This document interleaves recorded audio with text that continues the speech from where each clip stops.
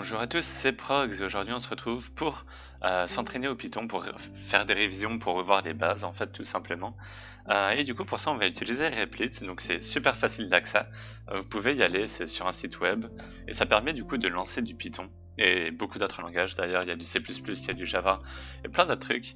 Donc si vous descendez tout en bas normalement, vous avez plein de langages ici. Et maintenant il faut juste chercher Python, voilà il est ici. Ok, et du coup, on est prêt, on est partant. Donc la première chose qu'on va voir, c'est Hello World, tout simplement. Ok, donc oui, en effet, le print. Le print, du coup, en gros, là, c'est notre programme, ce qui est à gauche. Et à droite, c'est ce que la console va nous sortir, c'est ce que ça va nous afficher, en gros. Du coup, là, quand on lance Run, ça affiche Hello World. Ça, c'est le premier truc, le plus simple, entre guillemets, le premier truc qu'on voit normalement. Et donc, si on modifie le message à l'intérieur, et ben ça modifie du coup ça modifie le message que ça affiche à la fin. Ok, maintenant ce qu'on peut faire c'est qu'on peut mettre plusieurs fois des prints, par exemple hello world ici, et dans ce cas là du coup ça va afficher deux messages séparés par un retour à la ligne en fait. Si on veut mettre un autre retour à la ligne, on peut juste faire comme ça par exemple, et pouf, là, du coup, on met rien à l'intérieur, du coup, ça met juste un retour à la ligne. Et si, justement, on ne veut pas de retour à la ligne, mais utiliser plusieurs prints quand même, on peut faire un virgule, end L égale, et là, vous mettez le caractère, en gros, de fin de ligne. Et donc là, si on lance, mince, end L is an invalid, ok, peut-être ça. Voilà, ok, c'est end, ok. Du coup, la fin, c'est pour l'instant, il n'y a aucun caractère en fait pour la fin. Normalement, il y a un caractère de retour à la ligne qu'on voit pas nous en tant qu'humain, mais en gros, ça retourne à la ligne. Et du coup, là, il n'y a rien. On peut mettre un P par exemple, et du coup, ce que ça fera, c'est juste qu'à la fin, ça rajoutera un P, la fin de hello du coup. Et voilà, il y a pas mal de choses à voir avec le print. Normalement, vous pouvez marquer Python print. Et comme beaucoup de fonctions, en fait, vous pouvez voir toutes les particularités du print ici. Voilà, on peut mettre des virgules pour espacer les différentes choses que l'on veut afficher. On peut mettre des \n pour retourner à la ligne. On peut mettre beaucoup de choses. On peut, comment dire, au lieu d'afficher dans une console comme ça, on peut envoyer le texte directement dans un fichier, comme ça le met ici. Et bon, il y a pas mal de trucs, mais bon, là, on va rester dans la simplicité. Du coup, print, ça permet d'afficher du texte. Ok. Maintenant, on va voir un autre truc. On va voir les boucles for. Alors, les boucles for, c'est des boucles, tout simplement. Et on peut faire un for loop in range. Mettre un 5 ici, mettre deux petits points. Et là, on va indenter, voilà, mettre un petit espace ici, c'est la touche tabulation. Et quand on lance le programme, ça nous affiche 5 fois le mot world. Alors, en gros, ouais, tout ce que ça va faire, c'est que la boucle, du coup, ici, c'est marqué 5, ça veut dire que ça va répéter 5 fois tout ce qui est aligné ici, ok? Par exemple, si, juste avant, ici, je mets un hello, et que je lance, ça va répéter 5 fois hello world, ok? Mais, par contre, si je mets un truc ici, en retour à la ligne, et que, entre les guillemets, je mets, par exemple, fin, et là, ça s'affichera qu'à la fin, ok? Et qu'une seule fois, du coup. Ça veut dire que ça, ce sera pas répété 5 fois. Et tout ce qui est après ne sera pas répété 5 fois non plus. C'est vraiment que ce qui est indenté ici qui sera répété 5 fois. Maintenant, avec les boucles for, il y a pas mal de trucs intéressants. Déjà, il faut savoir un truc. C'est que loop, en fait, c'est une variable. Alors bon, là du coup on va devoir voir les variables un peu comme ça, on va un peu mélanger les trucs au début parce que c'est un peu des bases, du coup évidemment, il faut un peu les mélanger pour arriver à des trucs intéressants. Mais en gros, si ici je print loop, ça m'affiche 0, 1, 2, 3, 4, ok? Et du coup les variables, voilà, on en arrive aux variables. Qu'est-ce qu'une variable? Parce que ça peut être un peu magique pour certains. Une variable, en gros, c'est quand on fait par exemple i égale 5, mince, i égale 5, comme ça, voilà, et qu'ensuite ici on affiche i. Bam. Attendez, on va enlever ça. Voilà, bam, là on a i égale 5, et ensuite on affiche i. Comme vous le voyez, ça va pas afficher le caractère i. Si je voulais afficher le caractère i en texte, ce serait comme ça, avec des guillemets. Là, ça affiche i, directement. Sauf que sans les guillemets, ça veut dire que c'est une variable, et on définit i égale à 5. C'est un peu comme dans les mathématiques. Parfois dans les mathématiques, on dit soit x égale 3, calculer je sais pas quoi. Bah là, c'est pareil. C'est soit x égale 5, afficher x. Et du coup, ça affiche x, donc 5 en fait. Ça, du coup, c'est une variable. Et il y a pas mal de trucs intéressants à faire avec.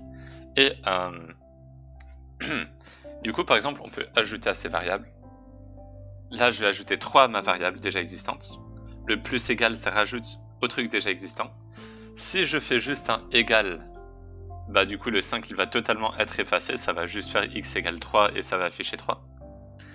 Si je fais moins égal, c'est la même chose, enfin du coup ça va faire 5 moins 3. On peut faire des divisés égales, on peut faire des fois égales, ce genre de truc, on peut faire des 3 plus 4.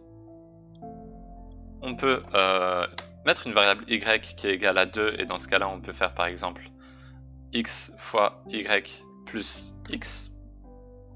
On fait des calculs un peu bizarres, hein, et du coup là ça nous affiche la variable finale, le contenu de x à la fin. Et du coup on va revoir la boucle for loop in range. Et du coup comme je vous l'ai montré tout à l'heure, dans cette situation ça va montrer 0, 1, 2, 3, 4. Et en gros pour chaque tour de boucle, loop, la valeur de loop, de la variable loop, va augmenter de 1 en commençant à 0. Ok. Et ça c'est assez intéressant en fait pour beaucoup de trucs. Maintenant imaginons on veut afficher tous les nombres de 0 à 100. 100 exclu, 99 inclus. On va juste faire comme ça. Et bam, là on a vraiment tous les nombres. Comme vous le voyez, ça s'arrête à 99, ça commence à 0. Et maintenant, si on veut commencer par exemple à 100 et finir à 199, soit on peut juste faire un plus 100 ici. Mais bon... Wait. Je dois nettoyer la console. Ok, voilà. Du coup, on commence à 100, on finit à 199. Mais on peut aussi directement commencer la boucle à 100 et finir à 200. On va juste nettoyer parce qu'apparemment ça nettoie pas toujours la console. Tac, du coup là on commence à 100 toujours et on finit à 200, enfin 199. Maintenant imaginons qu'on ne veut afficher que les nombres pairs, ça veut dire un nombre sur 2. On peut mettre un pas. On peut mettre 2 par exemple et pouf, 122, 124, voilà, mince, faut nettoyer, je relance. Du coup 100, 102, 104, 106, il n'y a que les nombres pairs. Maintenant on va aller plutôt de 5 en 5 par exemple. Et tac, il n'y a que... ça va de 5 en 5 en fait. 100, 105, 110, etc. Et ce qui est intéressant, c'est qu'on peut aussi inverser ça. On peut d'abord afficher 195 par exemple. Enfin... c'est pas vraiment 195. On va commencer à 200, du coup ça va afficher 200 premier. Et ça va aller de moins 5 en moins 5 maintenant. Jusqu'à que loop soit inférieur à 100. C'est ce que ça veut dire. Et pouf, voilà. Et du coup ça s'arrête à 105, puisque 105 moins 5, ça fait 100, et du coup ça c'est la limite exclusive. Donc on n'inclut pas 100 en fait. Si c'était 101, ça aurait marché par exemple. Si je mettais ça là, ici ça affiche 101, voilà. Enfin bon, ça c'est les boucles. Il y a des petits trucs assez... j'ai envie de dire bizarres. C'est pas vraiment bizarre, faut juste s'y habituer. Et du coup, comme je vous l'ai dit tout à l'heure, loop c'est une variable. Ça veut dire que on peut aussi changer son nom. Par exemple, on peut mettre i. Et dans ce cas-là, ça va toujours marcher comme ça marchait avant. On va simplifier un peu ça, on va juste compter jusqu'à 5. Pour la simplicité, et voilà. Ok, du coup voilà, une boucle. Voilà. Maintenant, avec ces boucles, on peut faire des trucs assez cool. On peut déjà les imbriquer. Qu'est-ce que ça veut dire? Ça veut dire juste mettre une boucle for dans une autre boucle for. Ok, alors là, ça va être un peu bizarre, mais bon. On va du coup mettre une fin à rien. Voilà, on va mettre rien à la fin de ce qu'on print, ici. Et ici, bah du coup, là, les variables, c'est les mêmes. Du coup, il y aura un conflit. Ici, on va mettre J plutôt à la place. Par habitude, hein, en programmation, on fait souvent ça avec les boucles I, J, K, ce genre de trucs. Et du coup, là, on va afficher J, ok. Avec peut-être un petit espace pour séparer, du coup en séparateur. Là, on met un espace. Et quand on lance... Bon, attendez. Mince. Déjà, là, je vais commenter cette première ligne. Ok. Bam. Alors, attendez. Ça pourrait perturber certaines personnes. Ok, voilà. Du coup, là, comme ça, quand on lance, ça affiche 0, 1, 2, 3, 4, espacé par un espace qu'on a indiqué ici. Ok. Du coup, ça, c'est la variable J qui va changer de valeur entre 0, 1, 2, 3 et 4. Maintenant, on peut rajouter tac, ça du coup. Et la variable c'est i. Et ce qu'on peut faire ici, par exemple, c'est on va rien mettre. Essayez de deviner ce que va faire le programme. Ok. Ok. Vous pouvez mettre en pause si vous voulez continuer à rechercher. Mais bon. Du coup, là, je vais passer à la suite. En gros, tout ce que ça va faire, c'est afficher cette ligne 5 fois. Ok. Et maintenant, on peut faire des trucs un peu plus intéressants. On peut faire, par exemple, et j'ai envie de dire une table de multiplication. Oui, on pourrait faire une sorte de table de multiplication, en effet. Par exemple, ici, on a J, là, on a I.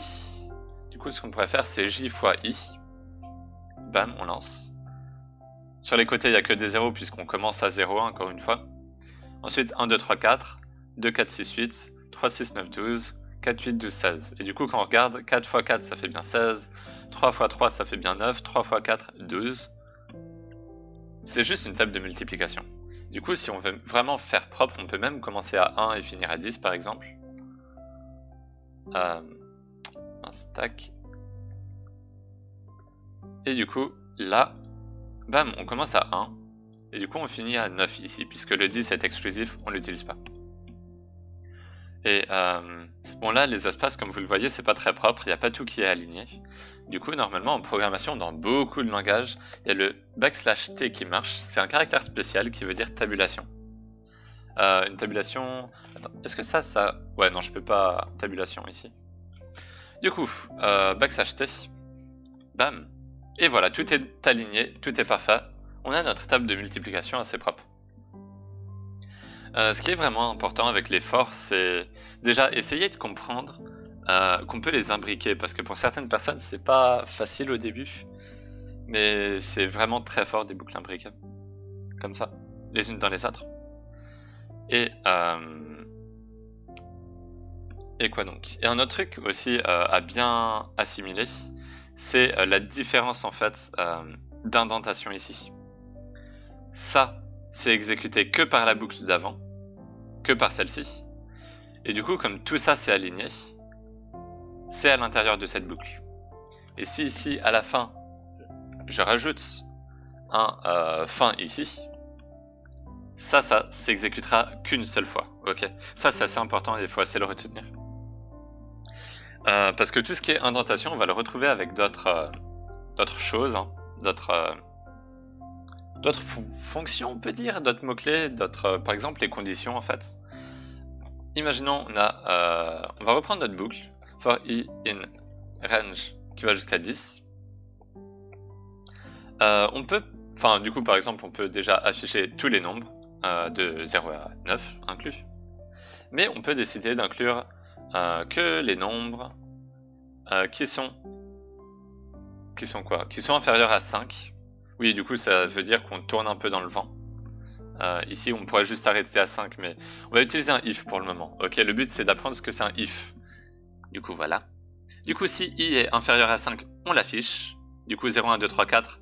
Après, une fois que ça arrive à 5, 5 c'est pas inférieur à 5, du coup on n'affiche pas. Si on veut que ce soit inférieur ou égal, on peut rajouter un égal ici. Là du coup ça va afficher le 5, sinon ça l'affiche pas. Et ce qu'on peut faire aussi c'est, du coup si c'est inférieur à 5, ça affiche i. On peut faire un else, ça veut dire sinon. Sinon si c'est... Sinon si c'est pas inférieur à 5, alors on peut afficher un autre truc, par exemple on peut mettre une flèche et ensuite afficher i. Bam. Voilà. Du coup, tous les nombres inférieurs à 5 seront affichés normalement, et ceux qui seront supérieurs à 5 ou égal s'afficheront avec une flèche en fait, tout simplement. Ok, ça du coup c'est le else. Ce qu'on peut faire aussi c'est cumuler les choses.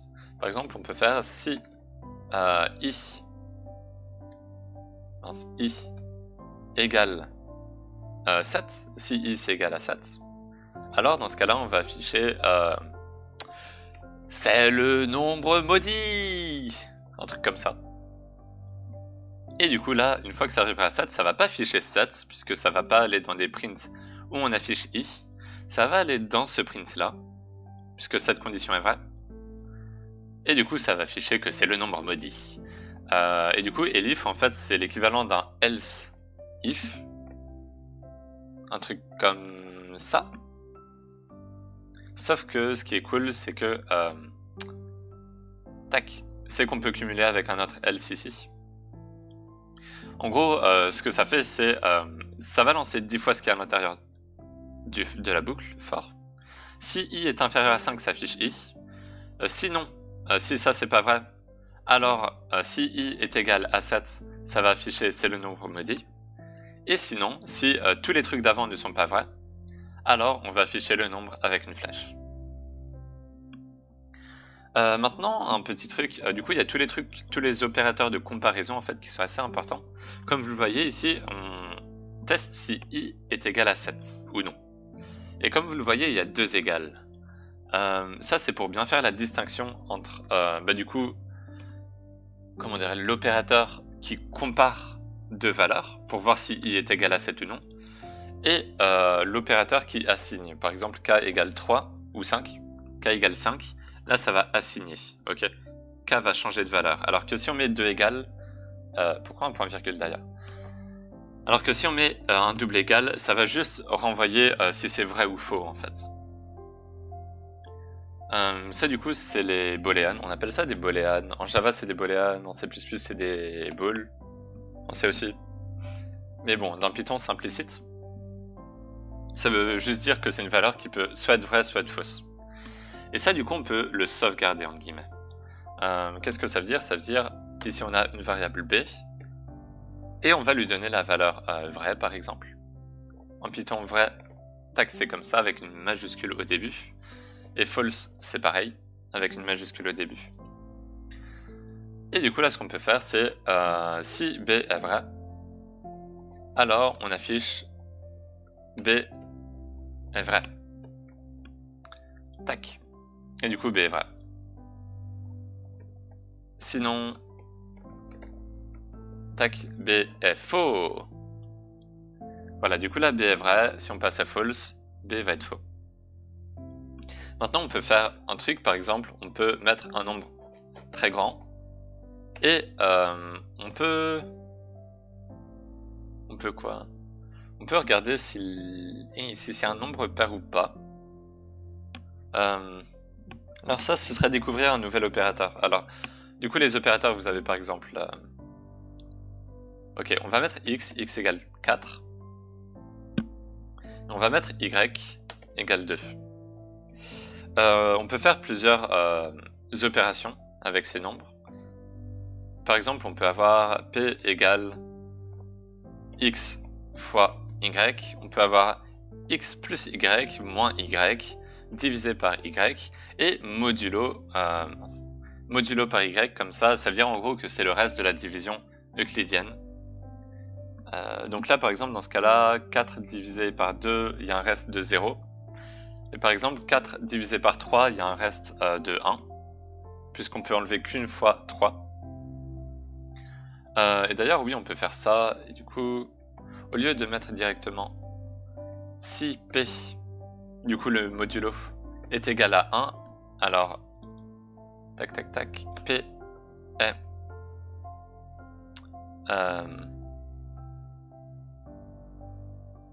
P est quoi? Il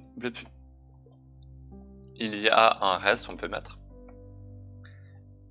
Au pire, attendez, on va même mettre 0, voilà. Il n'y a pas de reste. Du coup, si le reste c'est 0, c'est qu'il n'y a pas de reste. Sinon, c'est qu'il y a un reste. Ok, on peut tester. Paf, il y a un reste, c'est 1. Et si on met 2, du coup, 4 divisé par 2, il n'y a pas de reste. Il n'y a pas de reste. Parfait. Et du coup, ce qu'on peut faire, c'est mettre une variable, puisque pour le moment, pour les variables, on n'a mis que des nombres. On peut aussi mettre b égale p égale 0, enfin égal du coup. Et ça, en gros, ça va stocker dans la variable b si cette égalité est vraie ou non. Et c'est ça la différence. Et du coup, là, il n'y a pas de reste. Ça marche, hein. Et si par exemple y égale 3, on peut voir qu'il y a un reste. C'est exactement pareil que si on mettait directement p égale 0 ici, sauf que du coup, c'est avec une variable intermédiaire et dans certaines situations, ça peut aider. Donc voilà.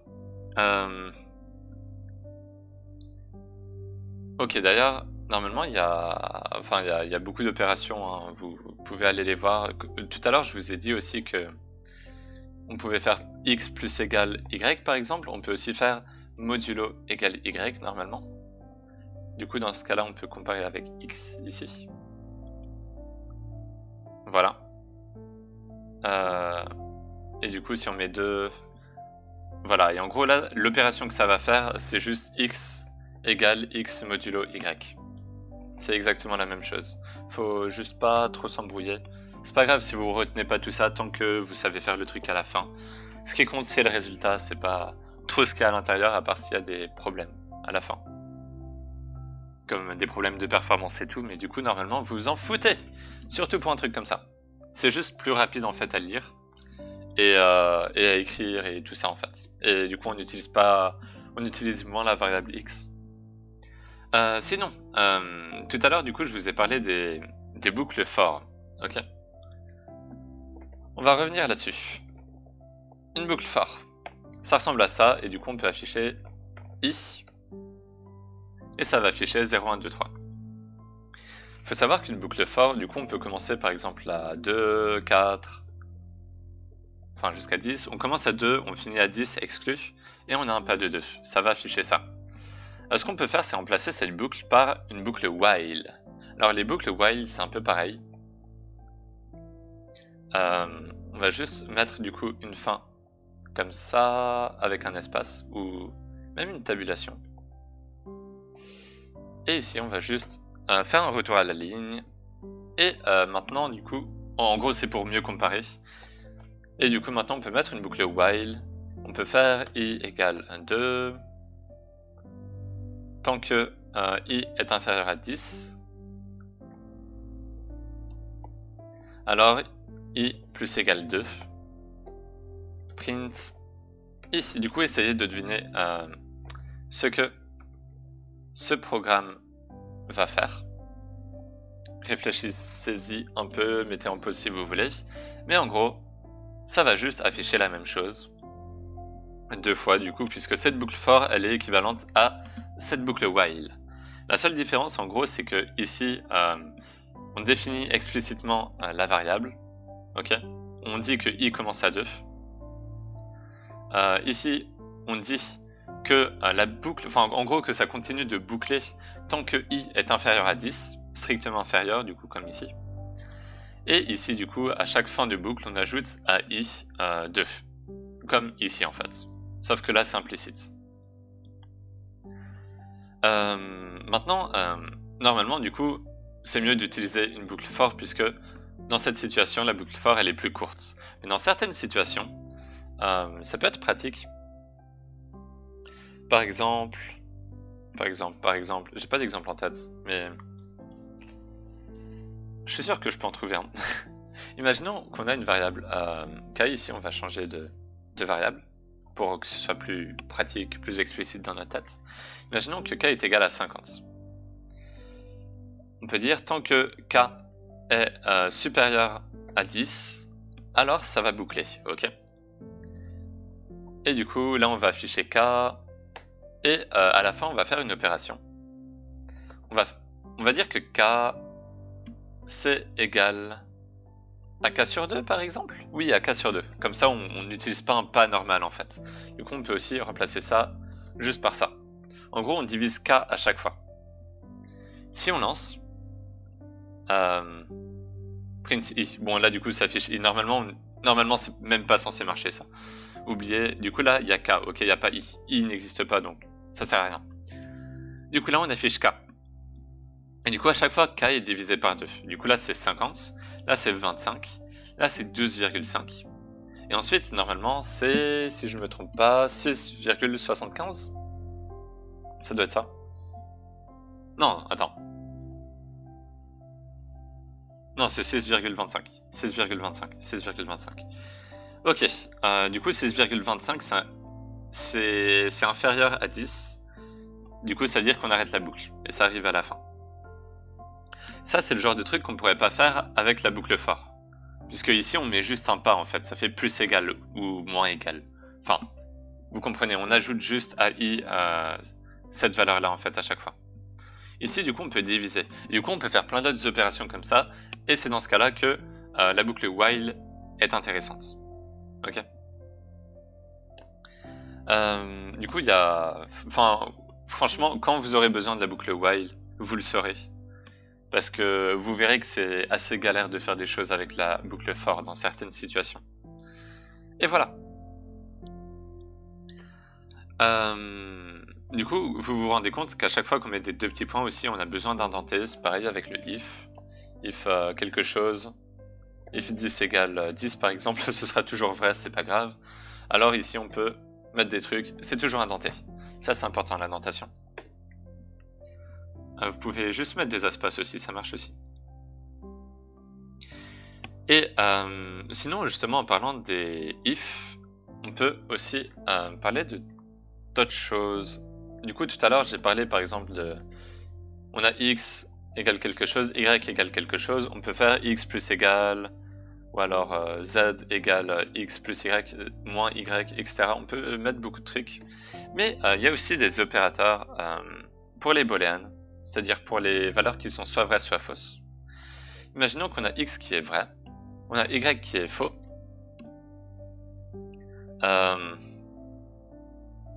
On peut juste faire ici dans le if, si à la fois x et y sont vrais, alors on peut afficher les deux valeurs sont vraies. Et sinon, on peut faire un else du coup. On peut mettre juste un c'est faux. Ou l'une des valeurs est fausse plutôt.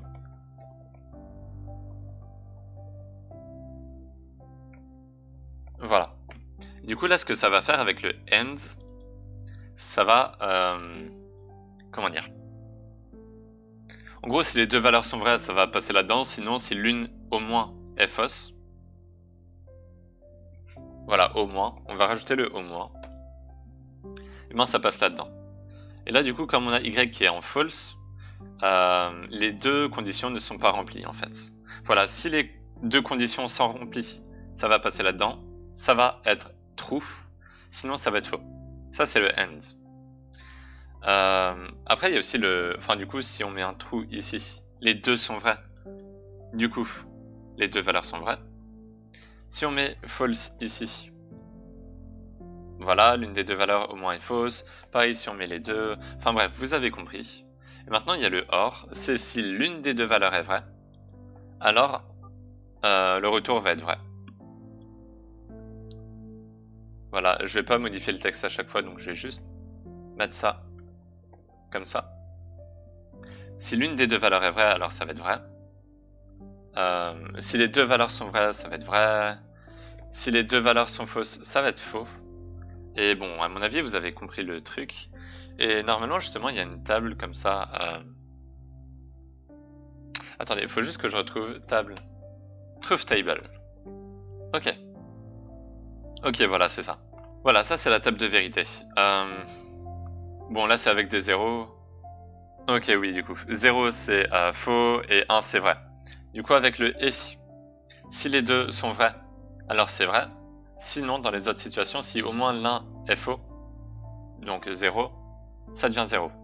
Il y a le ou, du coup c'est le or, c'est s'il y a au moins un 1. Enfin, en gros, si c'est vrai au moins une fois, le retour c'est vrai, sinon c'est faux. Il y a le XOR, c'est le ou exclusif. C'est un certain truc. Et pareil pour le... Non, c'est juste ça, ok. Et le XOR, je crois que c'est le... Si je me trompe pas, en Python, c'est peut-être ça. Ouais, à mon avis, c'est ça. Mais bon, je vais pas trop rester là-dessus. Juste en gros que le AND et le OR, c'est assez important. Et du coup, on peut l'utiliser avec des nombres, hein, parce que là, j'ai juste utilisé des booléennes. On peut faire par exemple i égale 3, et du coup, ici, on peut mettre si i...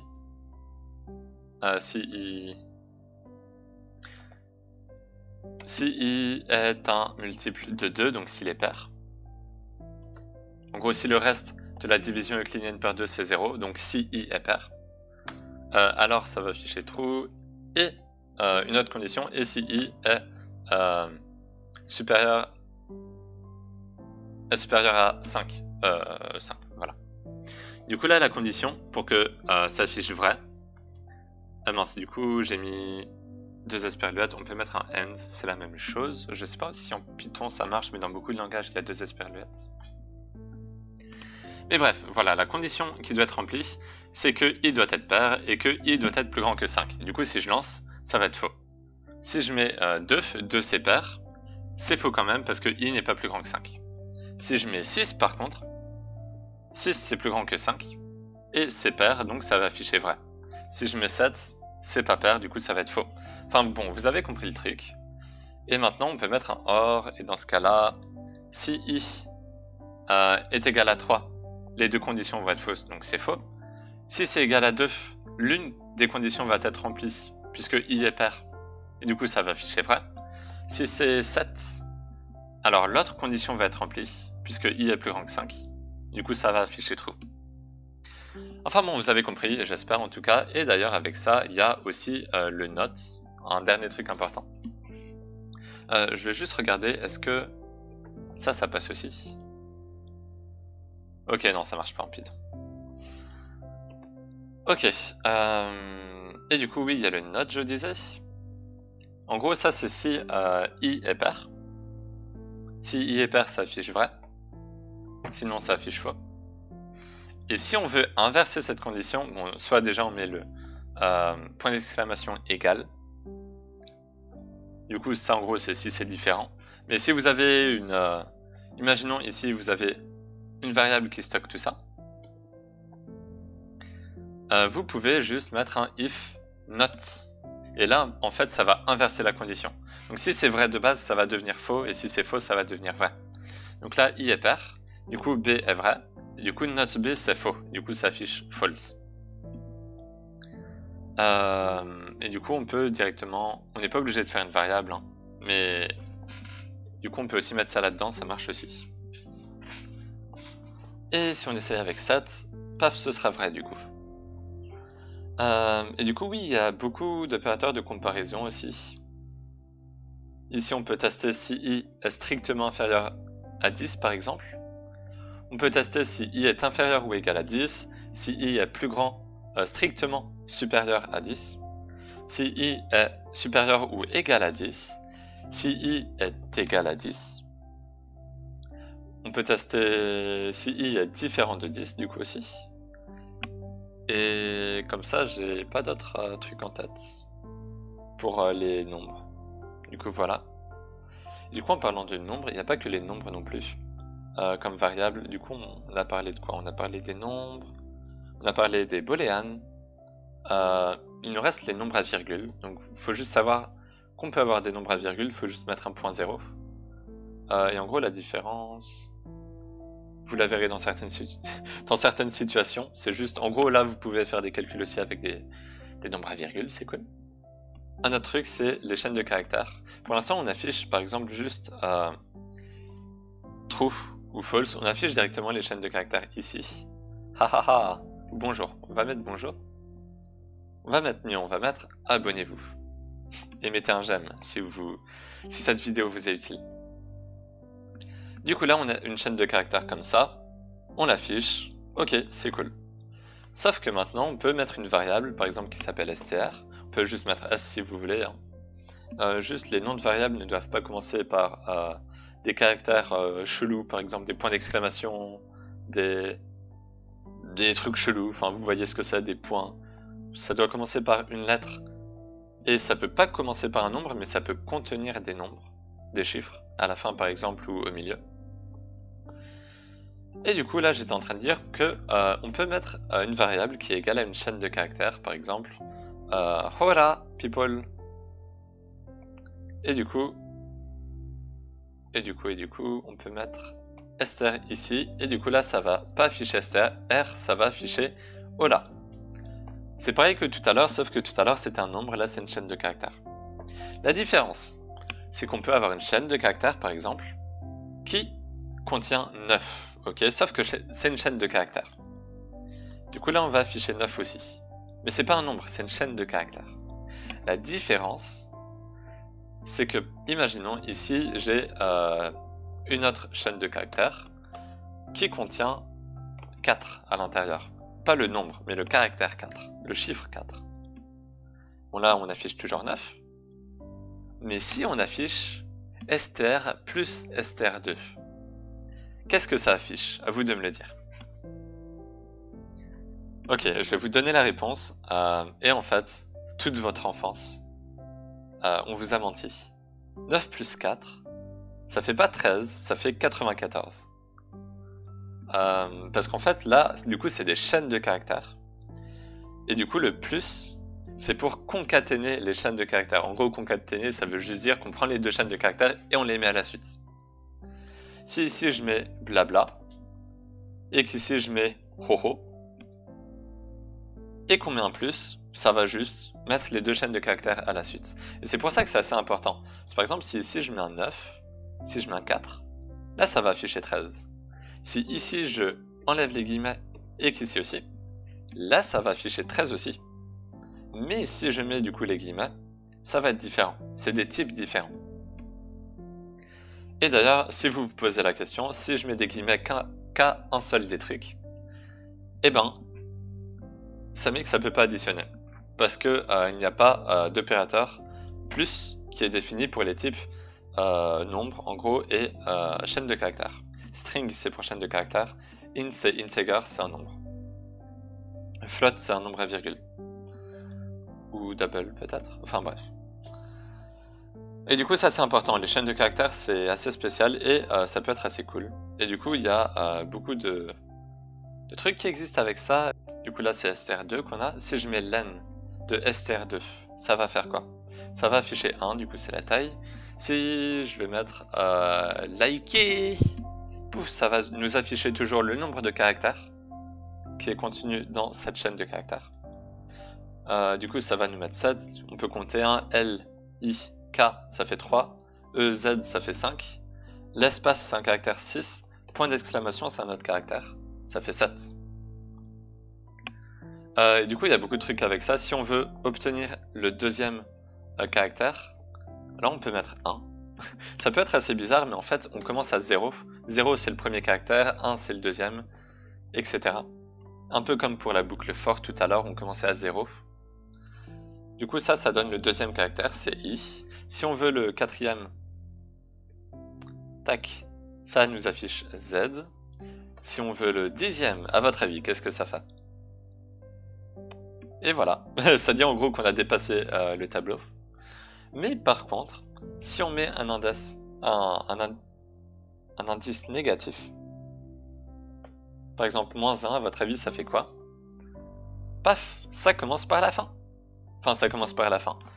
Ça revient à la fin plutôt. Mais du coup si on met un -10, encore une fois, bah ça va sortir du truc. puisqu'il n'y a que 7 caractères, donc on ne peut pas aller au 10e caractère, puisqu'il n'y en a pas. Et du coup, ça va mettre que l'indice de la chaîne de caractères est en dehors de la portée du coup de la chaîne de caractères. Ok, du coup ça c'est aussi une initiation au tableau. Je regarde juste un peu, il y a des trucs assez importants. On va peut-être continuer directement sur cette lancée puisqu'on est là-dedans. Du coup, ça c'est une chaîne de caractères. En gros, on est d'accord que c'est équivalent à un tableau. C'est comme s'il y avait plein de caractères en fait. C'est juste plusieurs caractères à la suite, une chaîne de caractères. Et en fait, pour les nombres, on peut faire pareil. On peut faire par exemple mon tableau égale 1, 2, 3. Et du coup, là, c'est à peu près équivalent à ça. Sauf que c'est des nombres à la place. Et du coup, par exemple, si on met mon tableau 0, on va obtenir le premier élément de mon tableau. Et du coup, ça va afficher 1. On peut mettre 9 par exemple. Tac, et du coup là, ça va afficher 9. Si on met le deuxième élément, là du coup, ce sera 0, 1, 2. Du coup, ce serait le troisième élément. Ouais, oui, le troisième élément. Ok, j'ai un peu bugué. Du coup, ça affiche le troisième élément, ça affiche 3. Et il y a des trucs assez intéressants avec ça, assez pittonesques. Si j'affiche juste mon tableau, ça va afficher tout ce qu'il y a dans le tableau. Ok. Bon, ok, déjà on peut juste faire un... on va juste revenir avant, on peut juste faire un for i in mon tableau au lieu de range. Comme ça. Et du coup là, ça va parcourir tous les éléments de mon tableau. Et à chaque fois, i va prendre la valeur qui est dans mon tableau. Donc là, 9, 4 et ensuite 3. Mais en gros, on peut mettre directement une boucle ici. Et du coup là, ça va, mon tableau, ça va contenir toutes les valeurs de 1 à 6. 1 inclus, 6 exclus. Comme avec une boucle for normale. Sauf que c'est dans un tableau et c'est très obscur. C'est du Python. Vous retrouverez pas ça dans un autre langage. Enfin, peut-être, mais pas dans du C++, pas dans du Java, pas dans du C#, pas dans du C, pas dans du JavaScript, pas dans beaucoup de langages. C'est unique au Python. Et imaginons que vous voulez rajouter une valeur à ce tableau. Encore une fois, en fait, mon tableau, c'est un tableau. Le type du tableau, c'est que c'est un tableau. Et le type de 100, c'est un nombre. Et en fait, on ne peut pas ajouter un nombre et un tableau puisque c'est deux types différents. C'est pareil que pour les strings et les nombres. On ne peut pas ajouter un string et un nombre. C'est pareil. Mais du coup, on peut ajouter un tableau et un autre. Et dans cette situation, ça va juste faire comme les strings. Ça va les ajouter les uns à la suite des autres. Du coup, là, ça va juste ajouter 100. Du coup, on peut d'ailleurs tester ça pour tableau 2. On va mettre 2, 3, 7, 9. 2, 3, 9. Et du coup, on peut ajouter tableau 2 de la même façon, normalement. Paf. Et du coup, on a bien 2, 3, 9 à la fin. Ok, j'espère que ça va dans votre tête. Non, ça fait bizarre dit comme ça, mais j'espère que c'est assez explicite pour vous. C'est assez obscur, hein, je dis pas, mais il faut s'y habituer. Et si on continue de parler des tableaux, on peut faire des trucs assez loufoques avec. Par exemple... Alors là, je vais faire des boucles normales. On va toujours afficher mon tableau à la fin. C'est juste qu'ici, on va mettre une boucle for qui va boucler 10 fois. Et ici, on va en mettre une autre qui va boucler une dizaine de fois aussi. Quoique ça va faire 100, ça va être un peu beaucoup. On va boucler jusqu'à 5. Maintenant, au début, on va mettre mon tableau. C'est un tableau qui est vide, ok? Il n'y a aucun élément à l'intérieur. Sauf qu'à chaque fois qu'on arrive ici, on va lui rajouter une valeur. Et on va lui rajouter... on peut lui rajouter quoi? On peut faire comme tout à l'heure en fait. On peut lui rajouter la valeur i fois j. Ok, vous vous rappelez de tout à l'heure quand on a fait la table de multiplication avec les boucles imbriquées? Ben là en fait on peut faire pareil. Si je fais ça du coup, bon là ça va commencer à 0, du coup c'est pas top. Et si je commence à 1, paf, ça va faire ça. Du coup 1, 2, 3, 4, 2, 4, 6, 8, et bon là c'est pas aligné, du coup c'est très compliqué à lire. Mais c'est là qu'on peut utiliser, on va juste copier ça. On va réutiliser les boucles imbriquées. Du coup là on peut afficher juste mon tableau. Alors ça va être un peu obscur, pour l'instant je vais juste faire pareil que tout à l'heure, là c'est un retour à la ligne. À la fin on va mettre une tabulation. Et du coup ici on va essayer de récupérer un élément et ça va être I fois 5 plus J. Là vous vous dites peut-être what the fuck. Et vous avez raison. Et vous avez raison parce que lui aussi n'est pas d'accord. Alors attendez. Oui, puisqu'ici on commence à... Ok. On va commencer ici peut-être. On va faire comme ça. Et du coup là on va relancer. Paf, et là ça marche, on a notre table de multiplication, comme tout à l'heure. Sauf qu'on commence à 0, mais bon. C'est assez compliqué à expliquer. Mais en gros, ça c'est un tableau. Et du coup, on a tous les éléments à la suite. Hein. Imaginez que tout ça c'est à la suite. I, du coup, ça va être la colonne. Et J, ça va être la ligne. Ok, le numéro de la ligne. Puisque du coup, I fois 5. Imaginons I égale 2. I égale 2. Ça fait 10. Du coup, premier élément, deuxième, troisième, quatrième, cinquième. 6, 7, 8, 9, 10. Du coup, ça commence à 0. Du coup, le premier 10e élément, c'est celui-là. Du coup, on est bien sur la deuxième ligne, en fait. Du coup, 0, 1, 2. Et du coup, J, c'est la ligne. Donc, si on rajoute... Enfin, si J, c'est égal à 2, on va faire plus 2. Donc, ça va arriver ici. Et du coup, au final, ça va afficher un truc comme ça.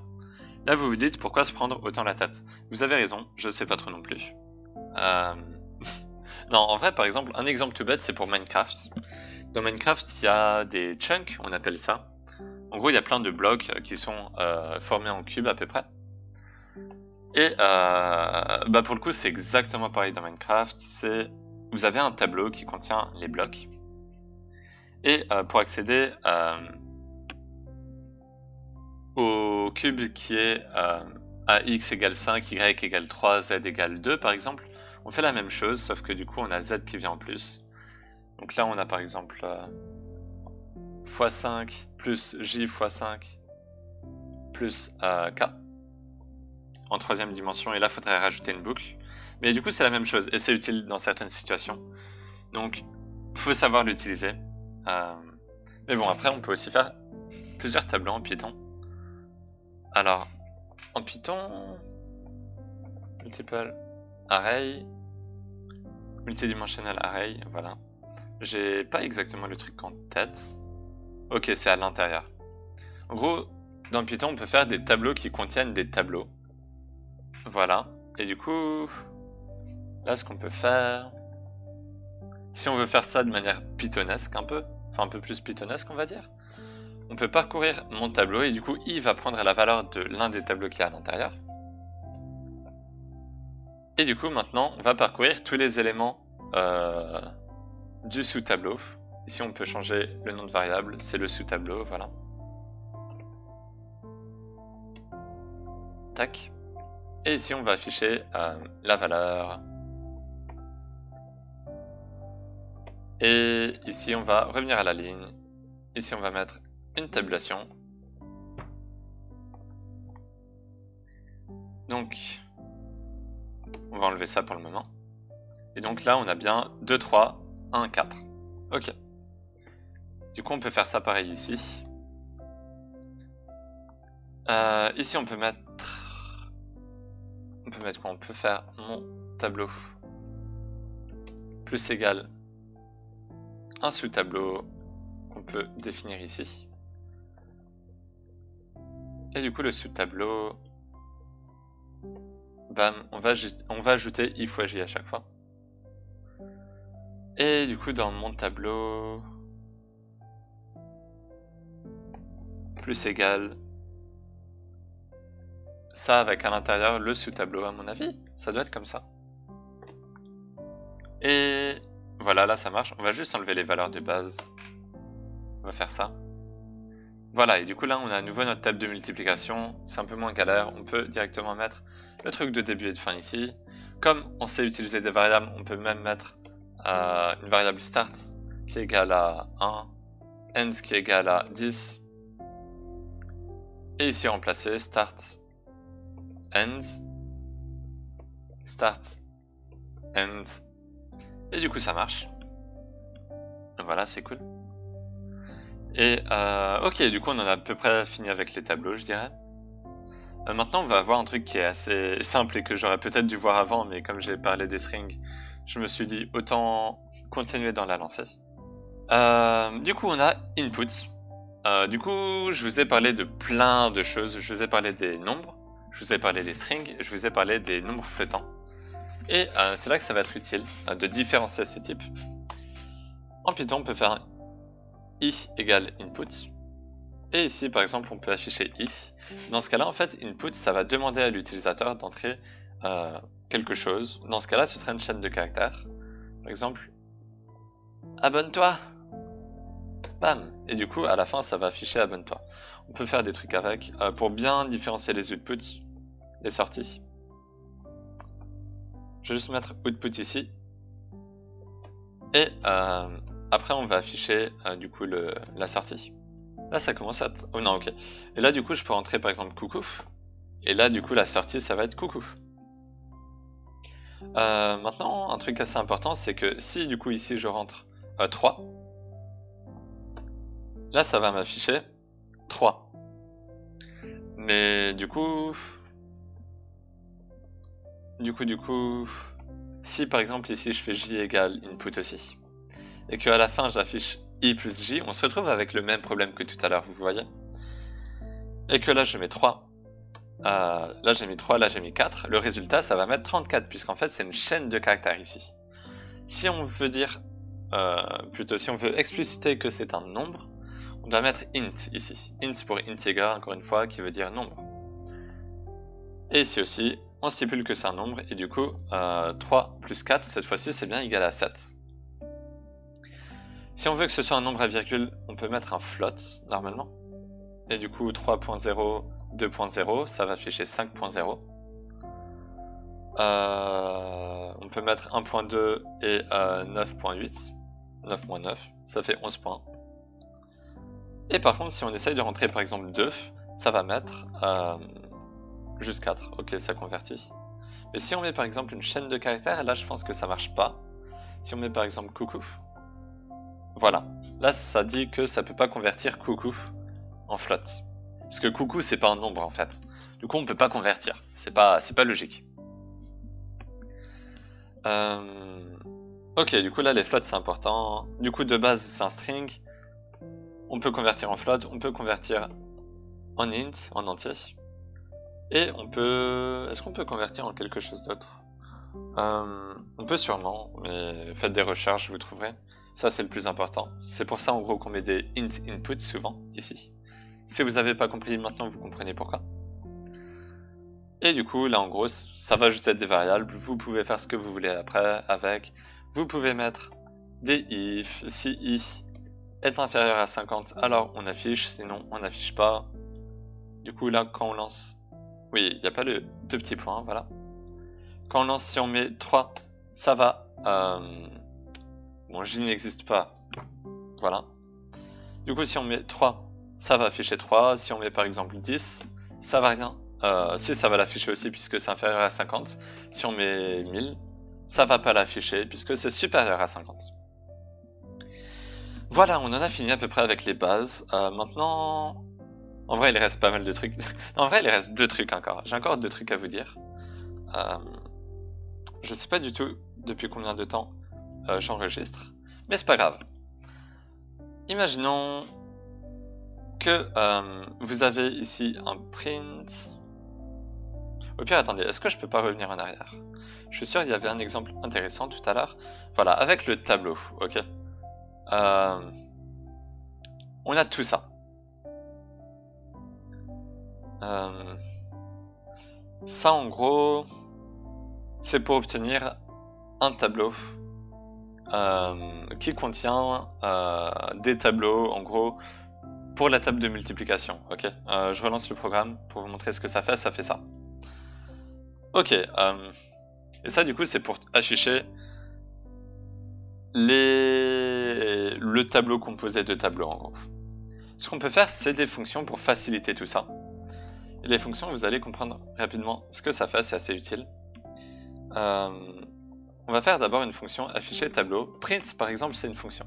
Print, c'est une fonction qui fait quelque chose qui va afficher. Et là, nous, on va faire la fonction qui s'appelle afficher tableau, qui va contenir tout ça.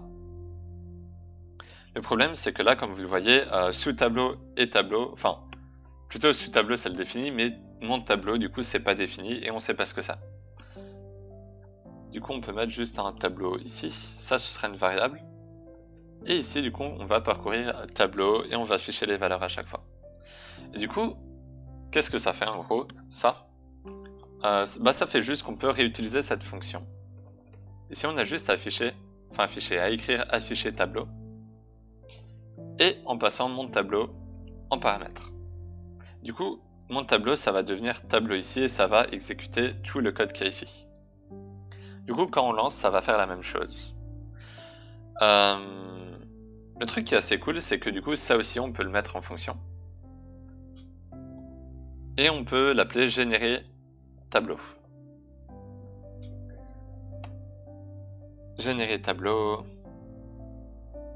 Là, je commence peut-être par quelque chose de compliqué en fait. Et du coup, on peut le mettre comme ça. Bam.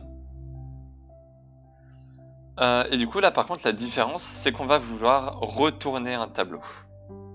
Du coup, à la fin, on va devoir faire... attendez. On va mettre mon tableau ici. Du coup, ça, c'est local à la fonction. Hein. En dehors, on n'a pas accès à ce mon tableau. Et du coup, ici, on va retourner mon tableau. Qu'est-ce que ça veut dire? Vous allez voir rapidement. Enfin, vous allez comprendre, j'espère. Mais en gros, mon tableau, on peut faire mon tableau égale générer tableau. Et maintenant, ça marche quand même. Et en gros, mon tableau va prendre la valeur de ce qui est généré là-dedans. Et c'est à ça que sert le return. On ne peut pas faire mon tableau égale afficher tableau, puisque ça retourne rien en fait. Mais ça, comme ça return un truc, on peut. Maintenant, on peut mettre par exemple start ici, end ici. Et du coup, on peut spécifier ici qu'on commence à 10, qu'on commence à 1 et qu'on finit à 10, et après on peut l'afficher. On peut mettre ici qu'on commence à 1 et qu'on finit à 3, et on peut l'afficher. Et du coup, ce qui est assez pratique, je vais mettre à 5 quand même. Et ce qui est assez pratique avec les fonctions, c'est qu'on peut les utiliser assez facilement. Par exemple, ici, on peut faire tableau 2 égale générer tableau de 3 à 9, par exemple. 3, 8. Et après, on peut afficher tableau 2. Et paf, on va juste mettre un print. Voilà. Et du coup, là, ça, c'est ce qui est affiché dans afficher tableau, mon tableau. Ça, en gros, c'est toutes les valeurs qui sont dans mon tableau. Et ça, c'est toutes les valeurs qui sont dans tableau 2. Comme vous le voyez, du coup, ça devient super facile de générer un tableau et de l'afficher maintenant. On a juste à faire ça en fait. Si on veut avoir un tableau qui contient une table de multiplication qui commence à 100 et qui finit à 105 par exemple, on peut faire ça et du coup si on veut afficher le tableau ensuite, on peut juste faire tableau 3 et bam. Voilà, là on a affiché du coup la table de multiplication qui commence à... Enfin les résultats plutôt des trucs qui commencent à 100 et qui finissent à 105. Du coup là on a 100 x 100, 100 x 105, 100 fois... Enfin bref, vous avez compris. 106 du coup. Oui, enfin bref, vous avez compris. On va dire ça. Oui, du coup, ça c'est 100 x 100, 100 x 101, 100 x 102, 100 x 103, 100 x 104. Et du coup, ça se finit à 105, ok. Et du coup, ça c'est 100 x 101, 100 x 102, etc. pareil. Ça c'est 100 x 101, 102 x 102, 103 x 103, 104 x 104. Et on a toute la table de multiplication. Yay! Du coup, les tableaux c'est super utile. Et si cet exemple est trop compliqué pour vous, on peut juste faire un def print uu. Et du coup, la fonction va juste afficher ce qu'on lui donne en entrée, mais avec uu à la fin. Du coup, si on fait un print uu et qu'on met hello world comme avant, là ça va afficher hello world uu. Et ce qui est pratique, c'est que du coup, tout ce qu'on va afficher ici va finir par uu et on n'a pas à le remettre à chaque fois à la main. Paf, il y a uu à chaque fois. Et du coup, on peut... Enfin bref, en gros, les fonctions, c'est très utile et c'est vraiment un pilier fondamental de la programmation. Dans n'importe quel code, un minimum propre, vous trouverez des fonctions. Et donc c'est cool. Ça permet de réutiliser du code en fait, sans le réécrire à chaque fois. Et ouais, c'est génial les fonctions. J'espère que je vous ai fait ma propagande. Moi je vais m'arrêter ici à mon avis. Merci à tous d'avoir regardé. Si vous n'avez pas retenu tout d'un coup, c'est normal. Regardez juste plusieurs fois la vidéo petit à petit et assimiler les concepts petit à petit. N'hésitez pas à faire des exercices sur FranciOI et à regarder les solutions sur mes vidéos si vous voulez un peu mieux comprendre. Prenez du temps, mais ouais, juste pour dire, FranciOI montre pas tout. N'hésitez pas à vous cultiver un peu plus. FranciOI, c'est surtout de l'algorithmie, donc voilà, j'espère que ça vous a aidé. N'hésitez pas à mettre un j'aime si vous avez aimé, à vous abonner si vous avez aimé et que vous voulez plus de trucs du genre. C'est Prox, à la prochaine, bye bye!